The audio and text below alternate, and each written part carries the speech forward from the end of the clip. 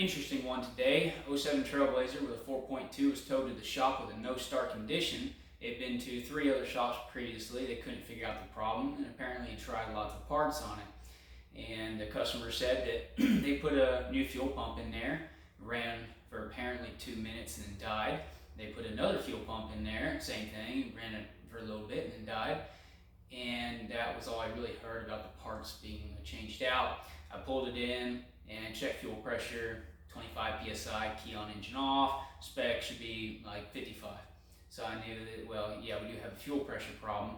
I did a current ramp test on the fuel pump to see what type of RPM we're looking at, just to make sure we have enough voltage going to pump. It was turning 7,500 RPM, so I knew, well, we got plenty of voltage at the pump.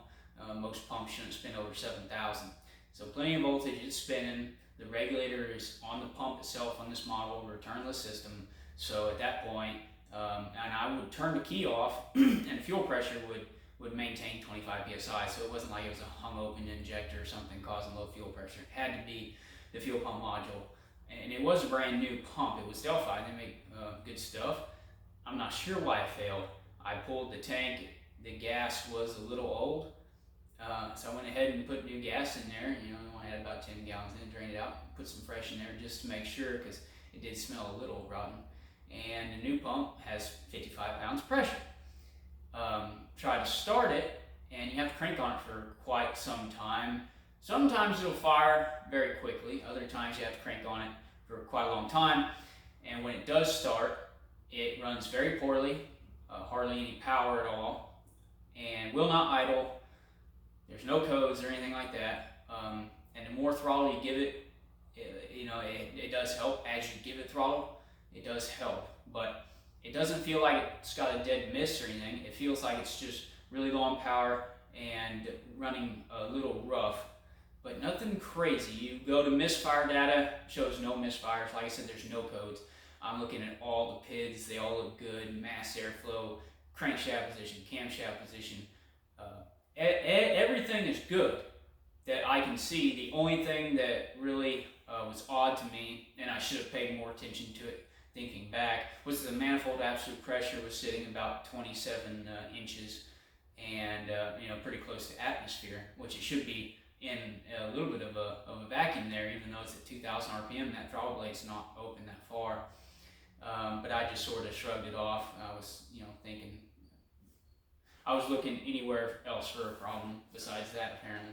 And so the next thing I do is I check spark with a coil paddle. Got 2.6 milliseconds of spark duration, so we have great spark.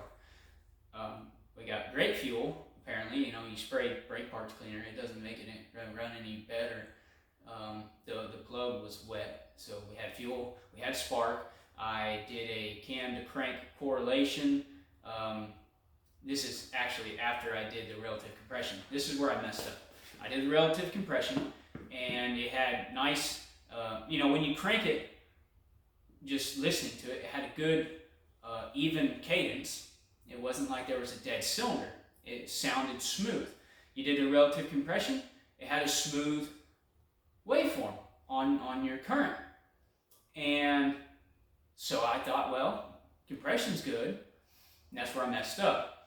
Next thing I did is I checked timing with, so I did a relative compression test while I used the coil paddle on one of the coils to see when the spark plug was firing compared to top dead center.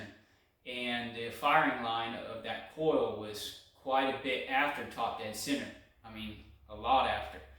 So I'm thinking, whoa, we got a timing issue. And that's when I did the cam and crank correlation, back probed those sensors, and it was dead on. The crankshaft position sensor, though, looked, the amplitude of the signal was not as high and low as the ones on I-ATN, and I had nothing else to go off of. It was only $17, so I went ahead and I did shotgun one sensor at that thing because I thought that the timing was way off, and of course it didn't change anything.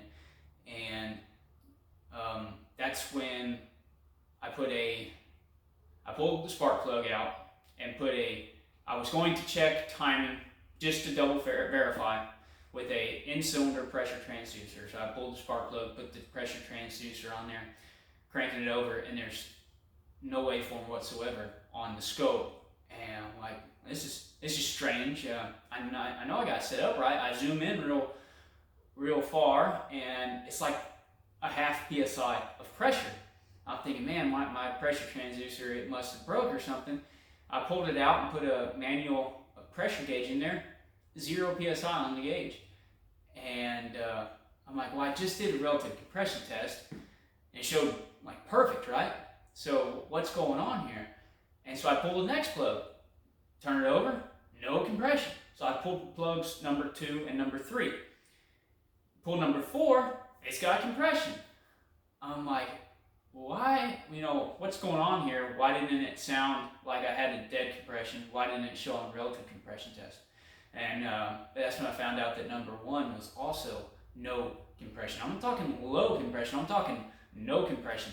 Put a bore scope in there, and the intake valves are hung open. Broken valve spring, I don't know. One of them had actually hit the piston. The car's not worth much, so once the boss found out that the motor needed internal mechanical work, I stopped my diagnostics. But what this video I want to show is when you do a relative compression test, show you here.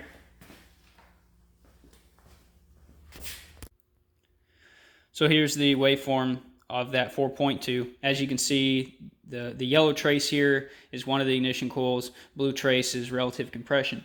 And this is where I messed up. This should have been obvious. What I saw was, oh look, here's top dead center at the peak. There's when the spark plug's firing. We're way retarded on our timing, but actually we weren't, because we were missing the other peak that should be here.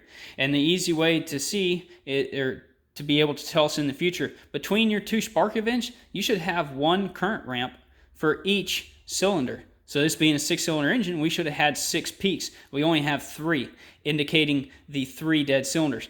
But the reason why this looks so smooth with 3 dead cylinders is because they were cylinders 1, 2, and 3. And on that engine, that is every other cylinder in the firing order.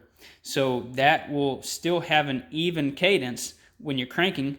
You're not going to hear it, and it's going to show even on the compression here. Now, most relative compression tests that I've ever done, in fact, I think any one I've ever done, the V here is like almost a perfect V going up and down. But if you notice on this test, it's a lot steeper going up than what it is coming down. It's more gradual coming down because it's missing that other compression event that would have been there had that cylinder not been out of compression.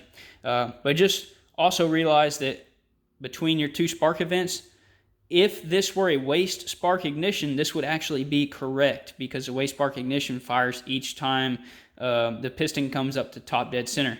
But this is not a waste spark ignition. Therefore, this represents 720 degrees, 2 complete rotations of the crankshaft, which should be all the cylinders will hit 1 compression stroke with 2 rotations of the crankshaft, and that's why you should have all 6 peaks for this 6-cylinder engine between these 2.